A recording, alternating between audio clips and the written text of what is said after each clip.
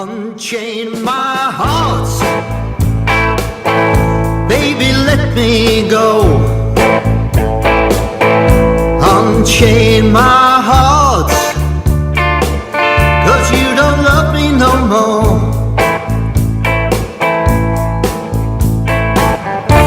Every time I call you on the phone, some fella tells me that you're not at home. Unchain my heart, set me free.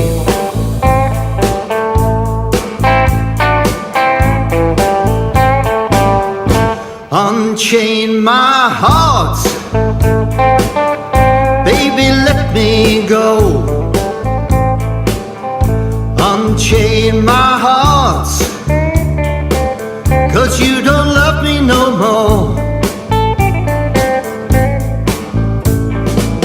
You got me sewn up like a pillowcase, but you let my love go to waste. Unchain my heart, set me free. I'm under your spell, just like a man in a trance. But you know darn well that I don't stand a chance. Unchain my heart, let me go my way. Unchain my heart, you worry me night and day. I lead you through a life of misery, but you don't give a bag of beans for me. Unchain my heart, set me free.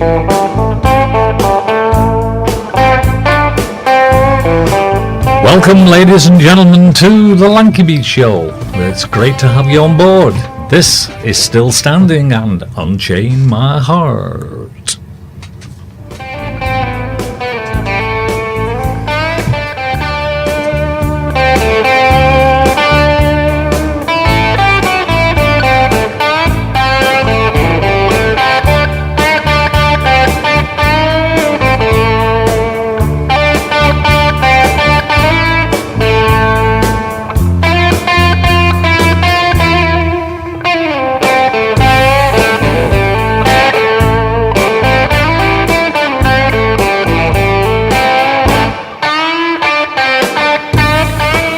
We're glad you're back on board with us. We don't seem to have the opening theme tune track tonight. We've been looking for it, but we ain't found it. So we'll have to kind of skip Lanky Panky tonight and go straight into the rock and roll.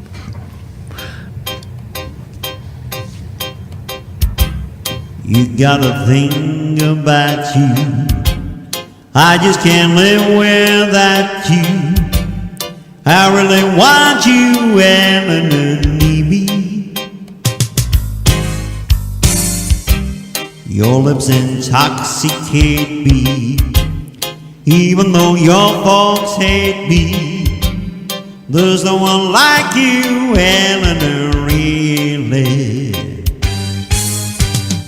Eleanor G, I think you're swell, and you really do me well. You're my pride and joy, etc. Eleanor, can I take the time to ask you to speak your mind? Tell me that you love me better. I really think you're groovy. Let's go out to a movie. What do you say now, Eleanor, can we? They'll turn the lights way down low. Maybe we won't watch the show. I think I love you, Eleanor, love me. Eleanor G, I think you swell, and you really well. You're my pride and joy, etc. Eleanor, can I take the time to ask you to speak your mind? Tell me that you love me better. Eleanor G, I think you swell. Eleanor G, I think you swell.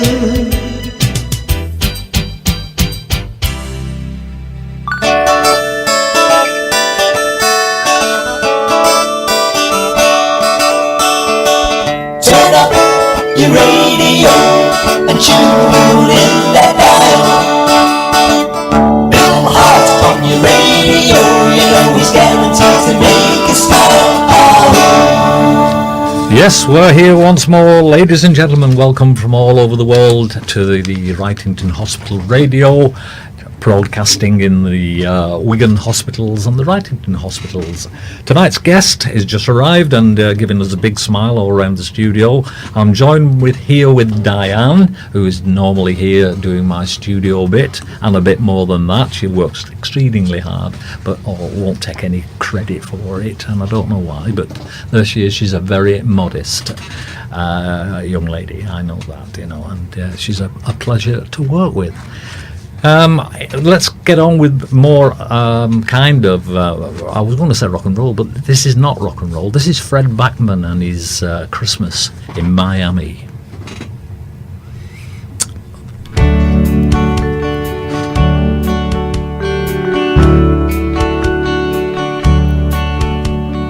Christmas in Miami. Here I am, a snowbird now.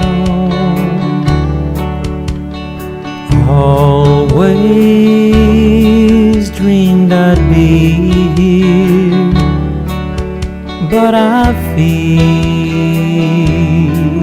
a little down. You know I miss the snow and ice, the angel blanket, a world of white, the reason Santa needs his sleigh. Christmas in Miami, on the beach and in the sun, snowflakes, they're all paper, and my heart's an empty one. You know I miss the snow and ice, the angel blanket, a world of white, the reason Santa needs his sleigh. But I'm hoping for a miracle.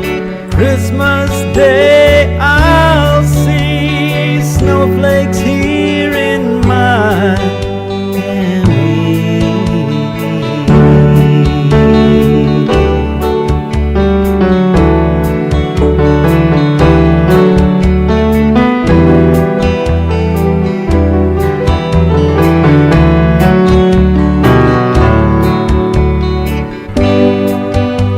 I miss the snow and ice, the angel blanket, a world of white, the reason Santa needs his sleigh.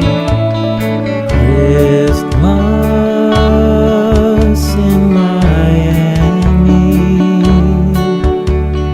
Christmas.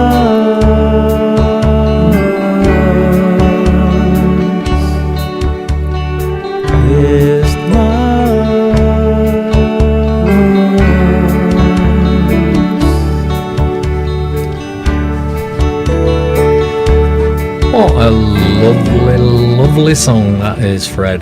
This is Fred Bachman. He's from Michigan in the USA. He came over to see us and with his band, The Sixth Generation. And he's since split with The Sixth Generation, but he's still doing solo work. But then he joined with Jack and I, who of course are Hart County, and we formed a little band across the ocean there, and we called ourselves the Merry Brits.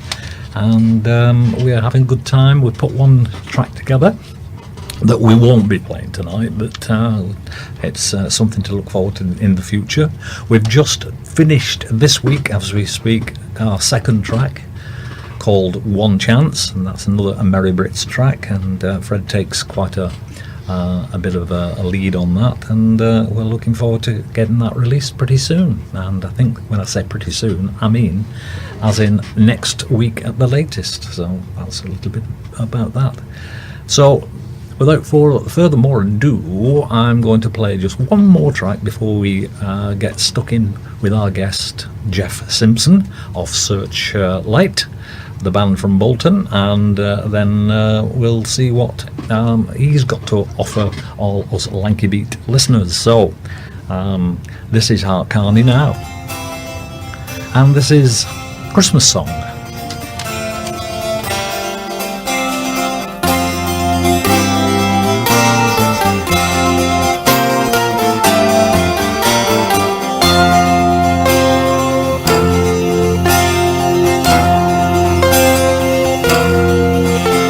There's too much fuss this time of year, too much to squeeze in the day. No time to lose, no time to hold things dear, 'cause that just gets in the way. I'll raise my glass and drink to your health, and wish goodwill to you all. It's time to reflect and make plans for yourself, time as the snow starts to fall. Christmas time, settle up your stores and let things be. It's Christmas time, we have the means to all think differently. If you can answer the question, why do I dream secrets in my sleep, then pay heed to my suggestion, 'cause secrets are hard to keep.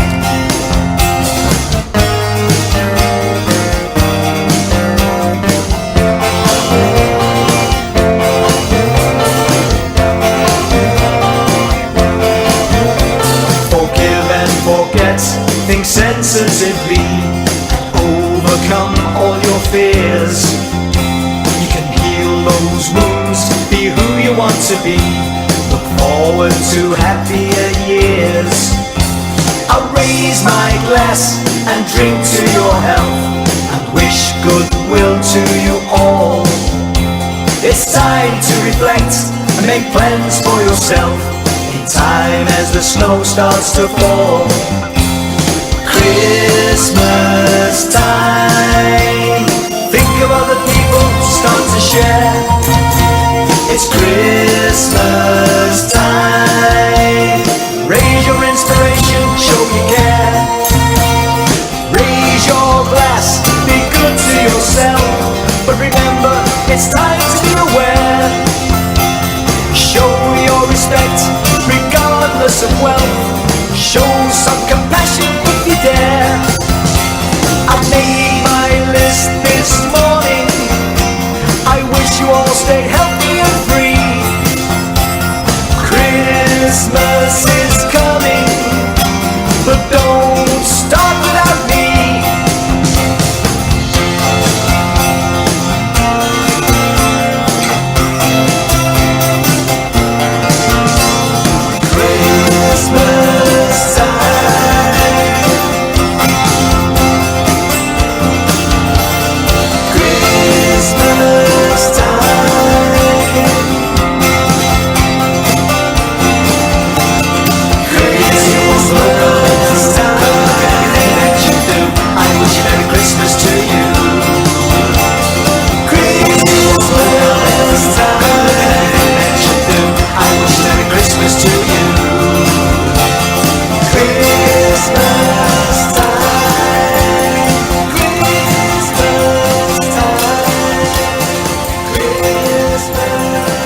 Yes, Hart Carney singing their Christmas song. If you've just joined us, we're the Lanky Beat Show from Hospital Radio Wrightington, and we're here for the next 3/4 of an hour, so pin back your ears, unplug your plug holes and whatever you do with the headphones, and listen up, because we've got a very interesting guest here on the programme. And I'd like to say hello and welcome to Geoff Simpson. Good evening, Bill. Nice to see you. Thank you for coming to join us on the final show before Christmas, and in fact the final show of the year actually, because we'll be back 15th of January when we're back here, which will be a Thursday. But anyway, Geoff, you're in a band called Searchlight. What? Tell me a bit about what you're doing with Searchlight. Well, it's a band of geriatric musicians, if I'm speaking frankly. The guys have got hundreds of years of experience between them. It's a 4-piece band. I do the lead vocals. We have a couple of other people in the band who sing as well. And basically we're doing the black tie dinner dance circuit. We also go into occasional clubs, but over the years it's tended to be black tie dinner dances, formal functions for the Rotary or the Masonics. Yeah. People like that. It's been great. We've really enjoyed ourselves. Yeah. What kind of in terms of time, what kind of times have you been around? For instance, when did you first start this with Searchlight? Well, Searchlight grew out of my previous band called the Belmonts, and the Belmonts and Searchlight have been going in total for now 18 years. Under the name of Searchlight, it's probably been the last 7. 7 years or so, and Yeah. And you're all having a happy time.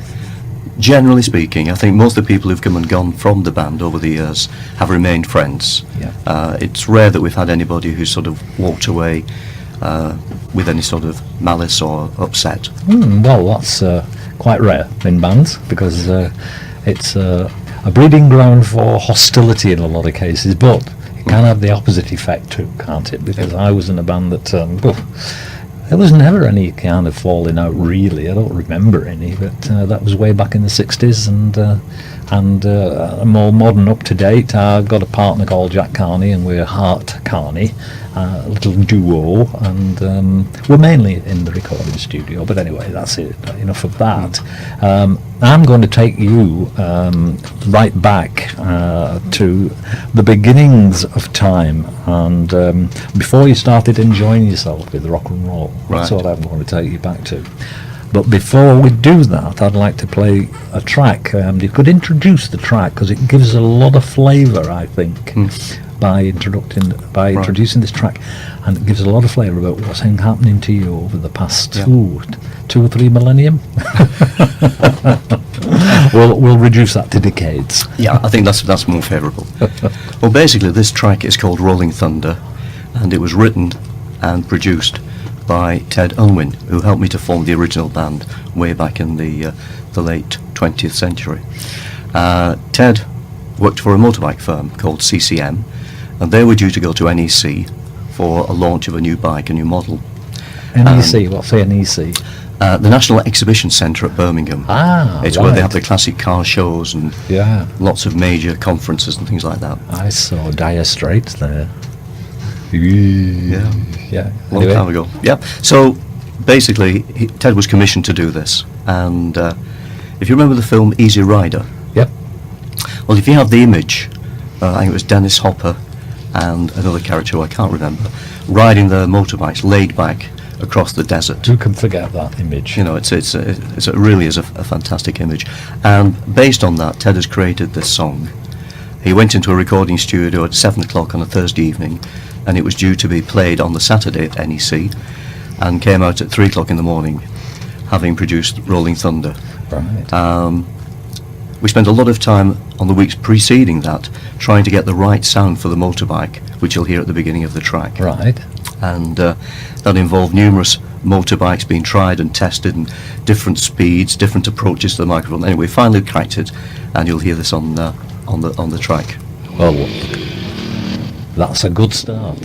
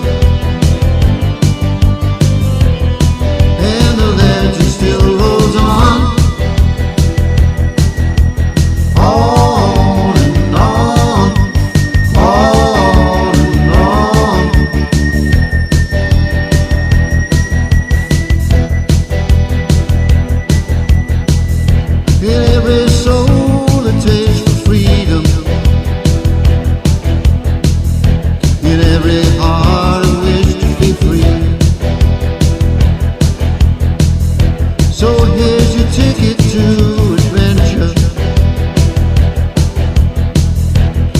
Rolling thunder, your destiny.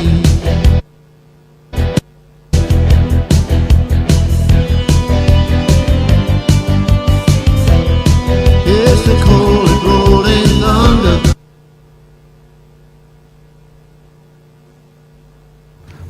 It seemed to have been a little blip on that, Geoff.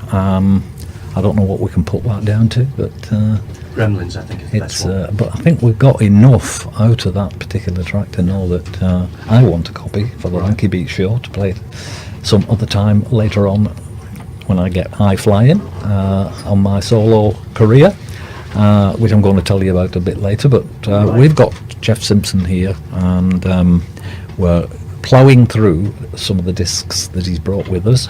So we're going to take you back, Geoff, to NEC shortly. Right. And what stuff did you do related to this particular track that you've just done? Right, well, Ted arrived at work on Friday morning exhausted, and the directors loved it. So they arranged for us to go down to Birmingham on the Saturday and play it on the stand. Anyway, in a state of great excitement, we shot off down the motorway, like three little schoolboys really. And when we arrived at the NEC, we went for a coffee and chanced upon a gentleman in a great big red coat, black breeches and white stockings, with a big bell and a tricorn hat, and he was the UK champion town crier.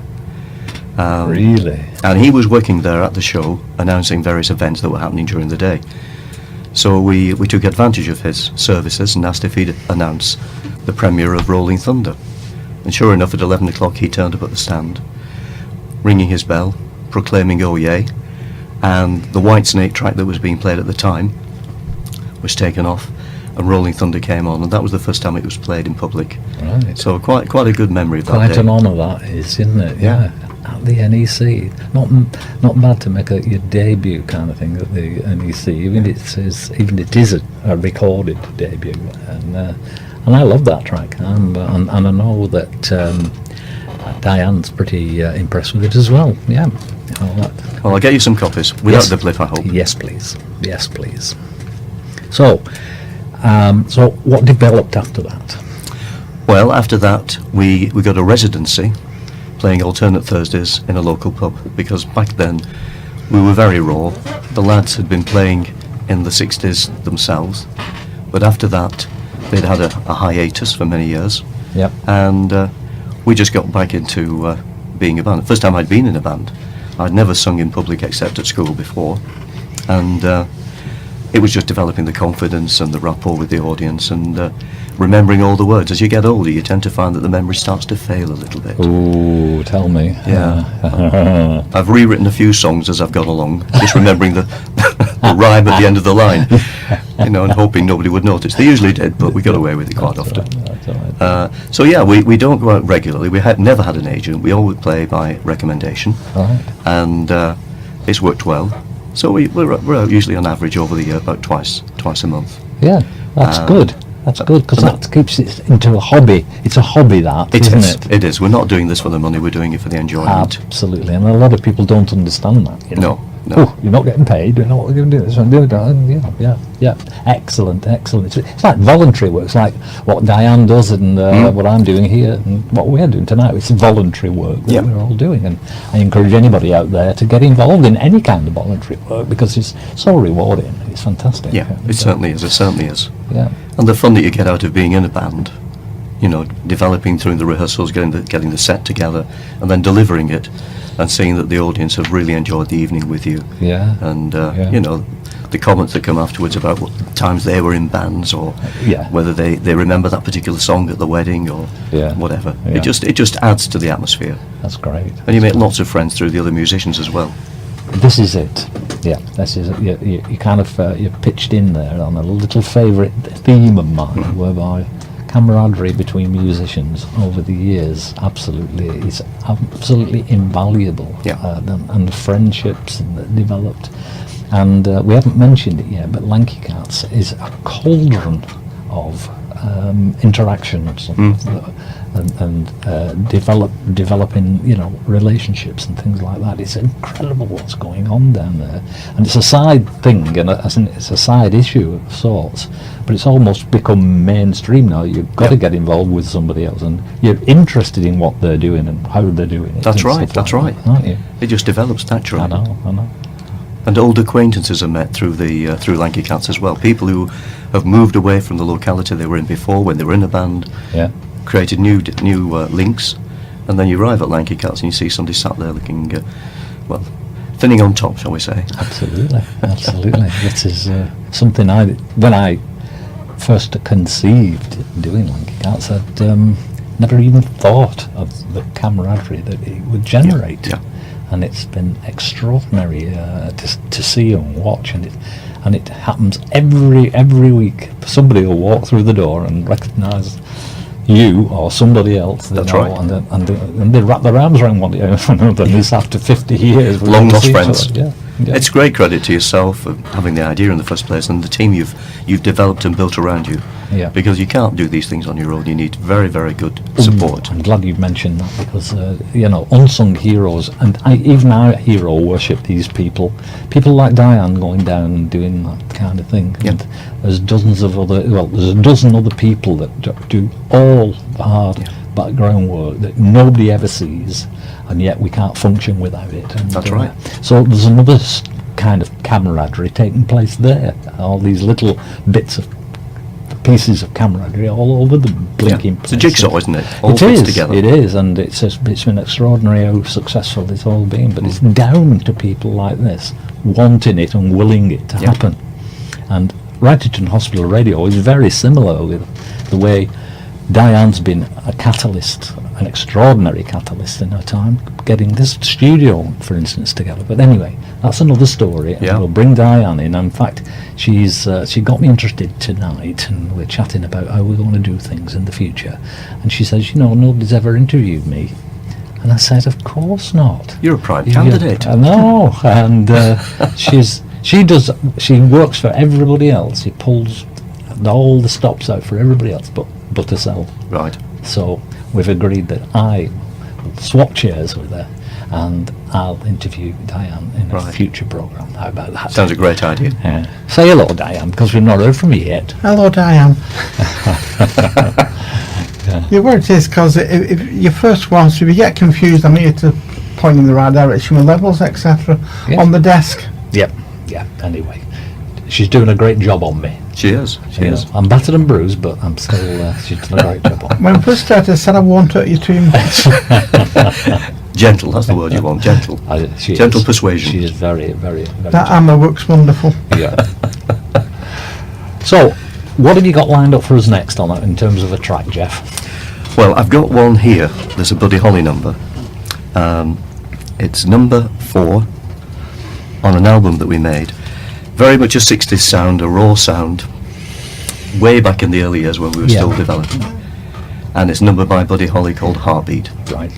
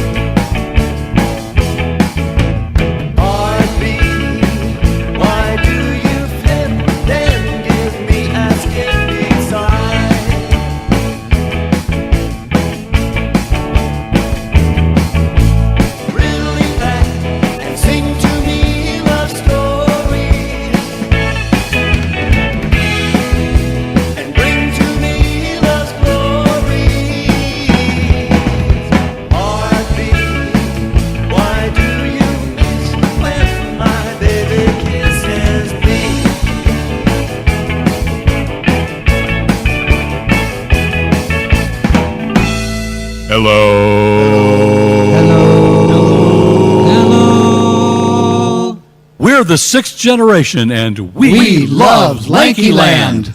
Hospital Radio, the station that cares for you. Hospital Radio, the best sound around. Yeah, it certainly is the best sound around.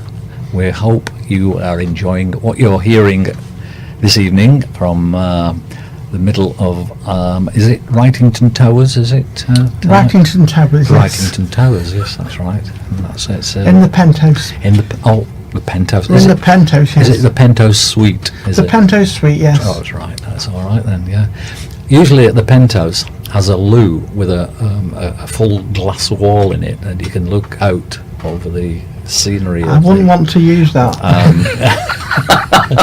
You kind of get me drift about that, yeah. Yeah, but I'm not interested. I'll cross my legs. I was in the Shard for my wife's birthday. Christine was having her birthday. I decided to treat her to afternoon tea in the Shard, in the restaurant called Shangri-La. So did you take a mortgage out for it? Yeah, I did.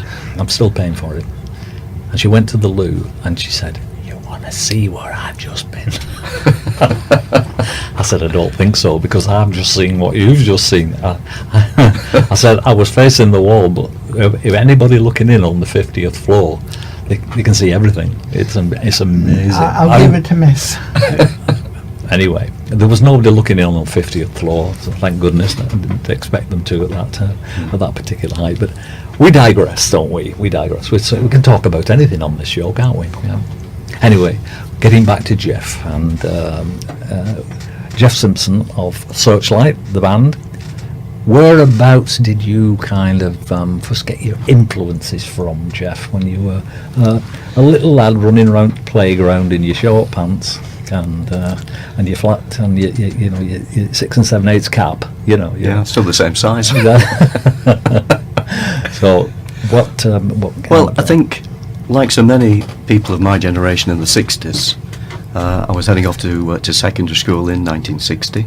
Yeah. And of course, we all know what happened in the 60s. It was just this explosion of pop culture. Right. The bands from Manchester, from Liverpool, from London. I mean, it was just awe-inspiring. And you had Top of the Pops, and we were a bit like the royal family. Mum would have the armchair facing the telly. Dad would sit at one end of the sofa. I'd be next to Dad, then my sister, then my brother, and we'd watch Top of the Pops together. Yeah. Because although I thought my mum and dad were really ancient at that point, the reality was that they were not that much older than I was in reality. Yeah. They had me when they were 21. So yeah. So they're in the mid-30s and you're in your early 20s. That's right. That's right. And vice versa. You're 10 years old when you started to listen to this kind of stuff. That's it. Yeah. So it was Top of the Pops, Sunday night at the London Palladium. Yeah. All of those things that we just absorbed. And in amongst all that was the fact that Mum and Dad were young. They enjoyed the music like we did. Yeah. And so that came out in that way. And at school, I joined the choir. I was in the church choir. Right. So you had Sunday school. You had sort of certain traditions and routines in family life. And music was part of that. Yeah. The radio was always on, Radio 1. Right, it was. I've transferred now to Radio 2, I must confess. I know. I don't think we can tolerate Radio 1 anymore, can we? We're not. No, it's we're not of our kind of taste, is it? That's right. And that's because tastes move on. Yeah. And Radio 1 had to move into Radio 2. And in fact, Radio 2 is really an old Radio 1. It is. It always will be. Yeah. Yeah, so that's how my first experiences were. I didn't have the confidence at that time to become a musician myself. Right.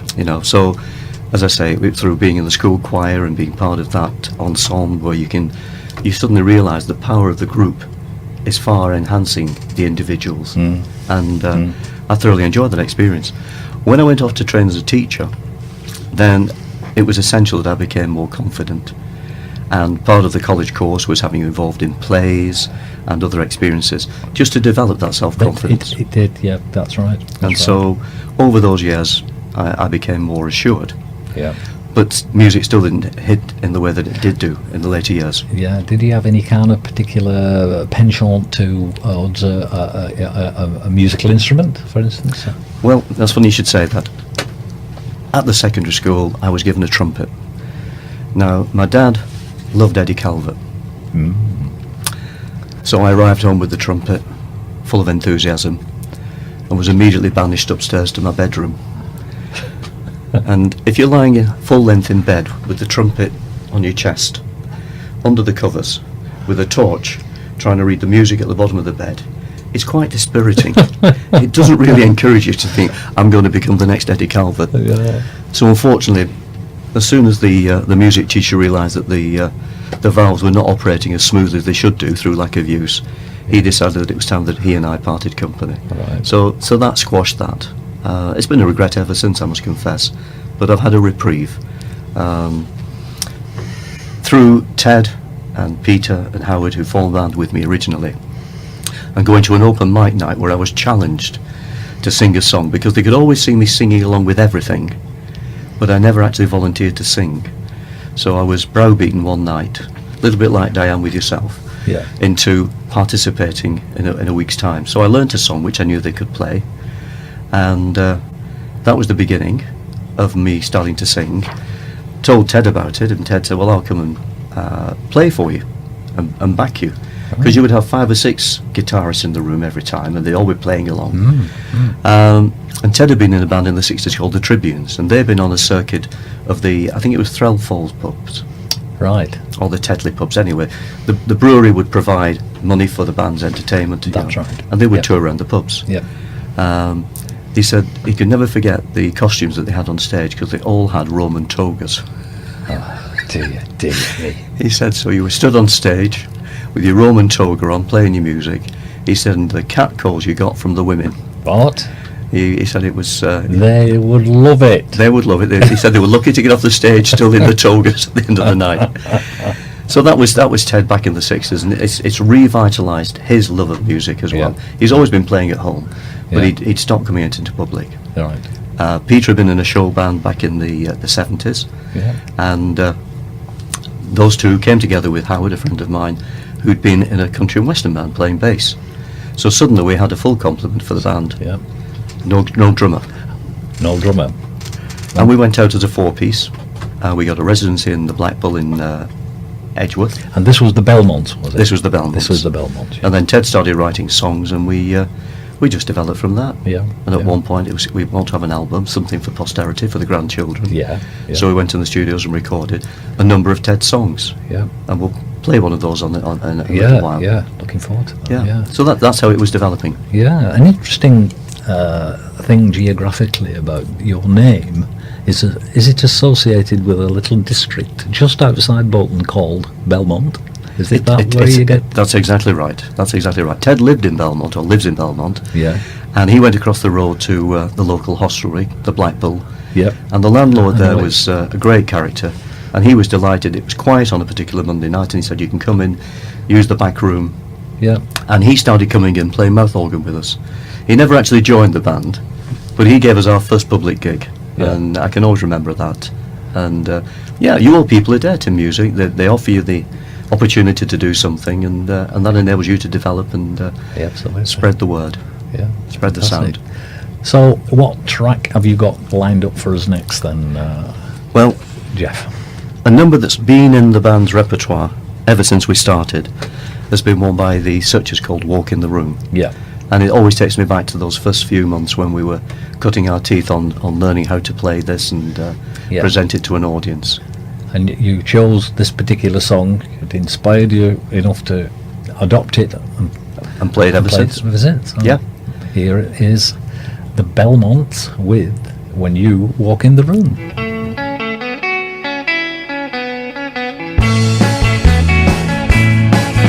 I can feel a new expression on my face. I can feel a growing sensation taking place. I can hear the guitars playing lovely tunes every time that you walk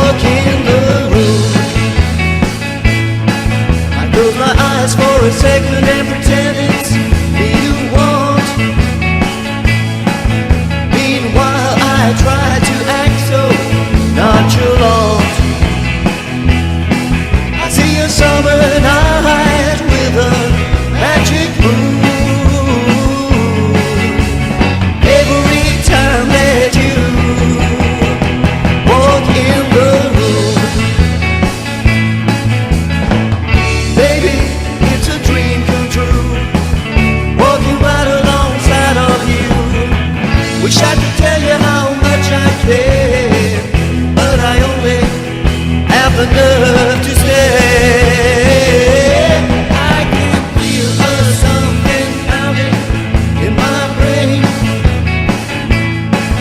Just any time that someone speaks your name. Trumpet sound and I hear thunder boom. Every time that you walk in the room, baby, it's a dream come true. Walking right alongside of you. Wish I could tell you how much I care, but I only have the nerve to say. I can feel something pounding in my brain. Just any time that someone speaks your name. Trumpet sound and I hear thunder boom.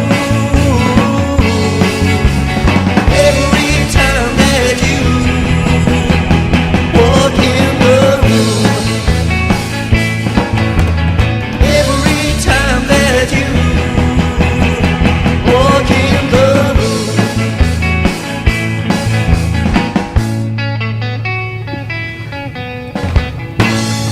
That's the Belmonts, and it's a lovely little version. Very impressed how professional these guys were, and getting all this stuff together.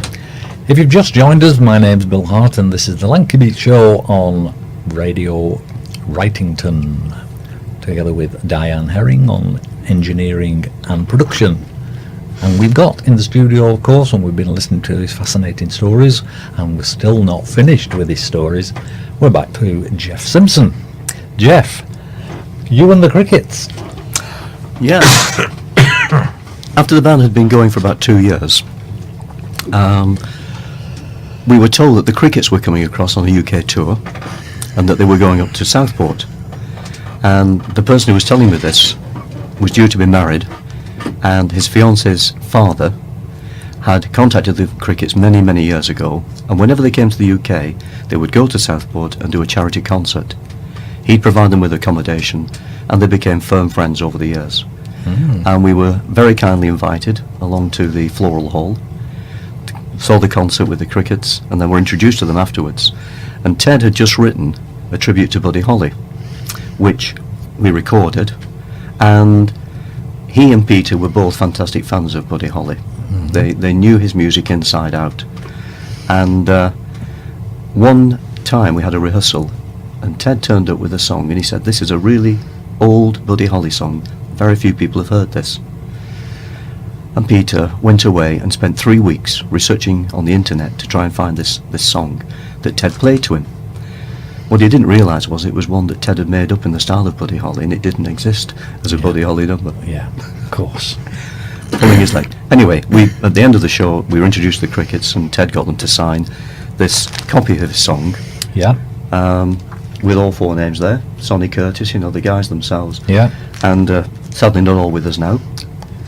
And if you want us to have a listen to that, we can do that. We'll do that now, right now, yeah. And so this is track number 3. Number 3, is it? And this is an original song. Original song. And it's entitled A Tribute to Buddy Holly. That's right. It tells the story of his death. Right. Okay. Let's listen to it. Death on a snowy Iowa field, in the wreck of a Beechcraft Bonanza, a bright light that shone will never shine again.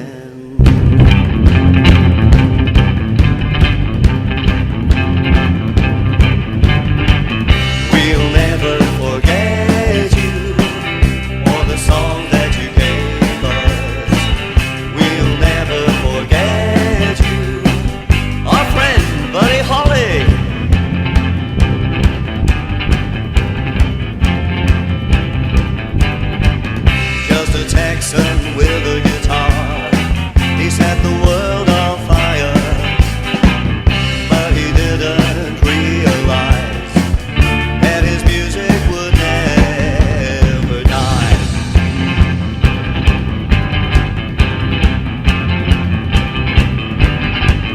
We'll never forget you or the song that you gave us. We'll never forget you, our friend Buddy Holly.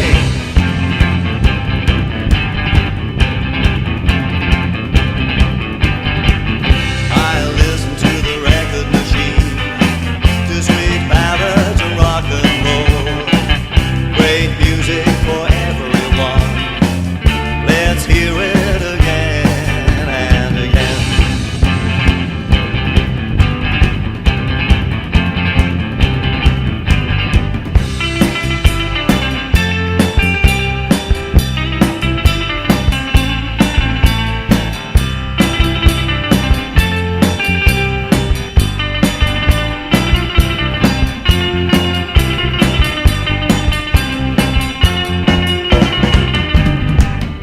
If you're feeling lonely or sad and your troubles are endless, just turn on the radio and hear it again and again.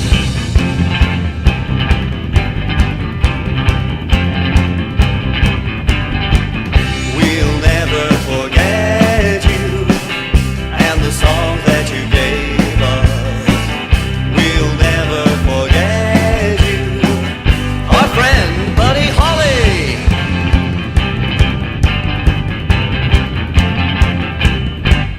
Hello.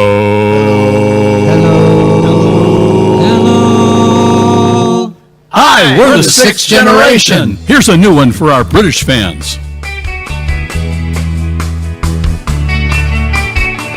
I met a girl in Castletown Bay. She said her name was Leah. Her lovely face was a pleasure to me. I fell in love with her. I fell in love with her. But she had the devil's eyes. But she had the devil's eyes. Yes, she had the devil's eyes. When she looked at me, when she looked at me.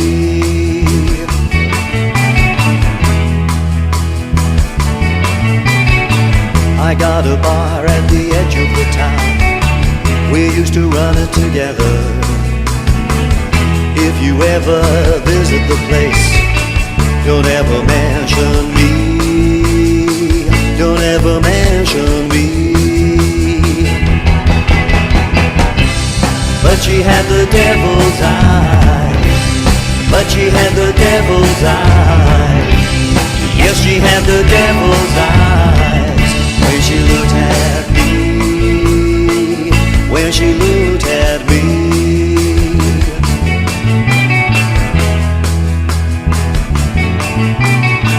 I saw her standing at a table one night, sharing drinks with another man. Maybe I was a fool to think that she would stay with me, that she would stay with me. Or she had the devil's eyes, or she had the devil's eyes. Yes, she had the devil's eyes. When she looked at me, when she looked at me.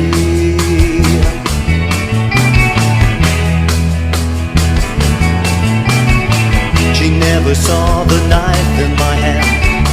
She never made a sound. And as she looked in my face, she saw the devil's eyes. She saw the devil's eyes.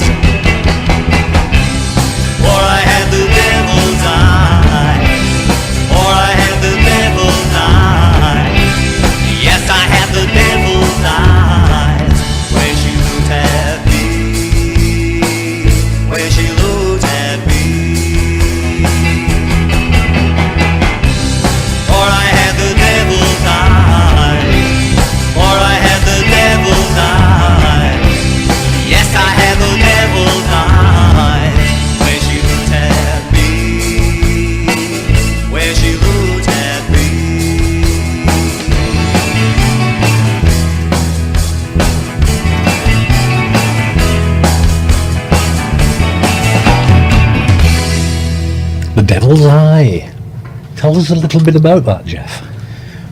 Well, again, it's an original song by Ted, and I think he just has the muse comes along at various points, usually in the evening, and he just got the concept of somebody meeting somebody that he fell in love with, and then jealousy overcame him one evening when she was paying too much attention to a handsome stranger who'd arrived in the bar, and unfortunately she had a sad ending.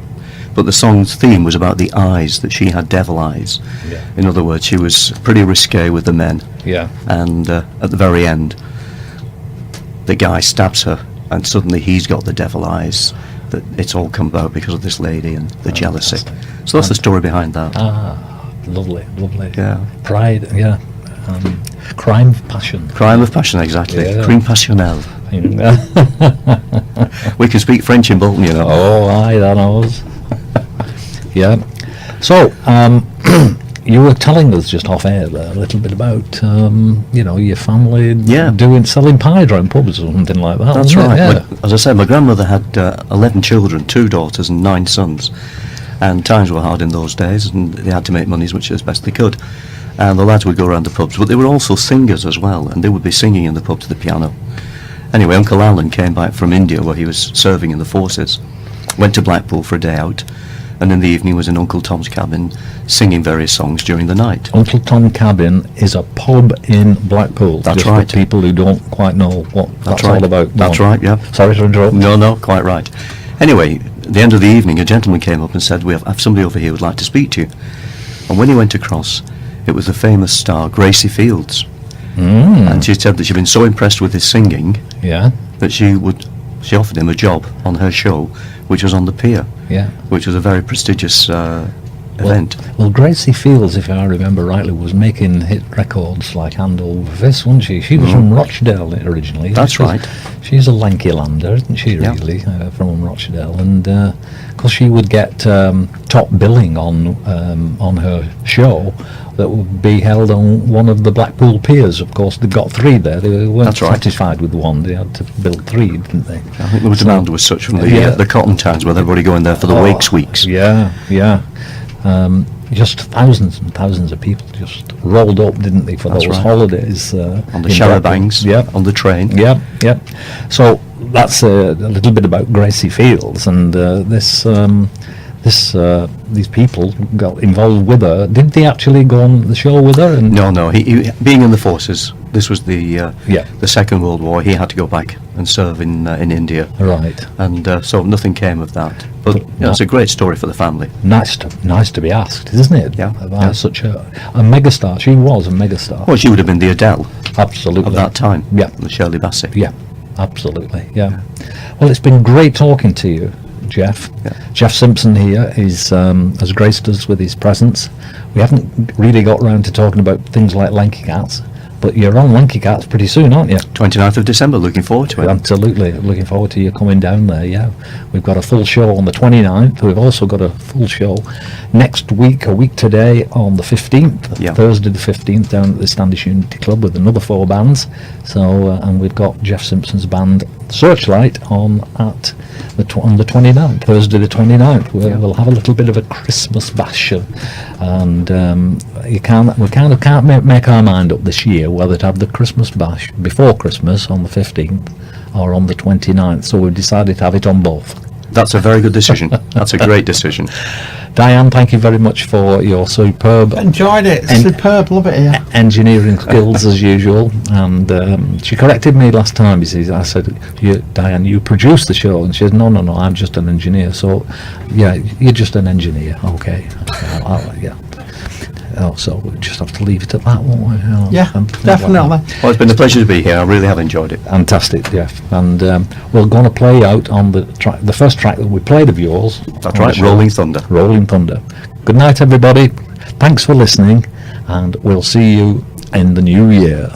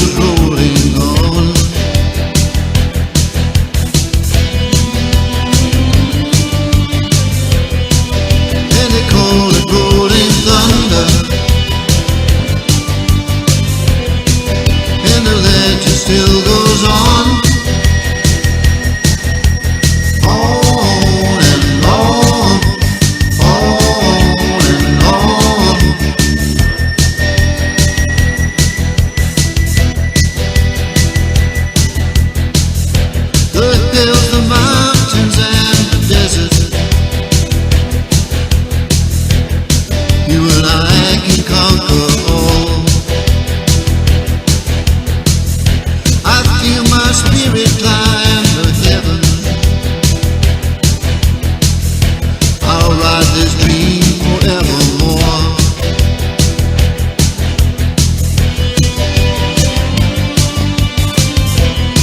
And they call it rolling thunder, and the legend still rolls on. On and on, on and on.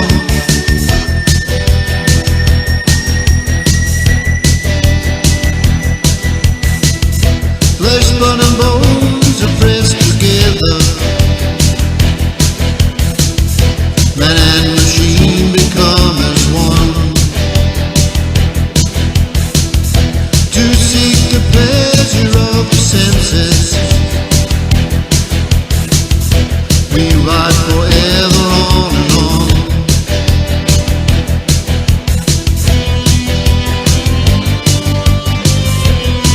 Yeah, they call it rolling thunder, and the legend still rolls on.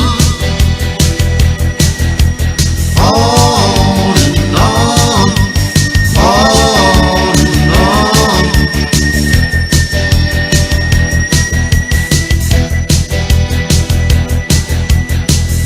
In every soul a taste for freedom, in every heart a wish to be free. So here's your ticket to adventure. Rolling thunder